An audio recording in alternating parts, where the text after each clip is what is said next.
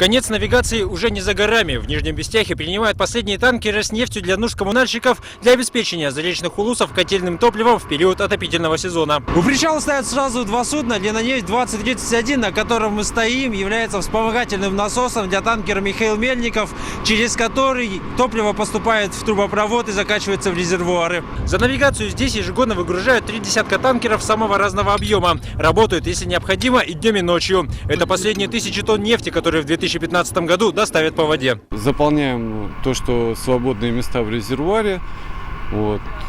В принципе, работы в этом году были выполнены. И машинистами, и береговые машинисты отработали на отлично. В навигацию этого года для собственной сети автозаправок компании «Туймада-нефть» завезены высокооктановые бензины и дистопливо с заводов-изготовителей, уфимских групп нефтеперерабатывающих заводов, а также «Газпрома» и «Роснефти». На сегодняшний день заправочные станции компании обеспечены топливом самого высокого качества. Самая главная задача так, что для клиента мы работаем качественное топливо, поставляем, которое всем требованиям соответствует.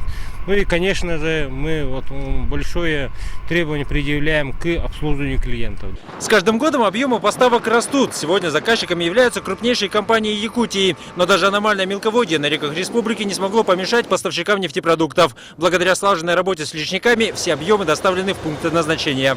В период навигации перевезено и доставлено до пунктов назначения более 140 тысяч тонн нефтепродуктов, в том числе через Северно-морской путь доставлено более 40 тысяч тонн нефтепродуктов. Также обеспечена нефтепродуктами сеть сельских АЗС, тем самым договорные обязательства выполнены своевременно и качественно.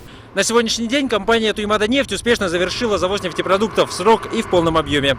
Дмитрий Макаров, Максим Бурцев, Александр Князев. Вести.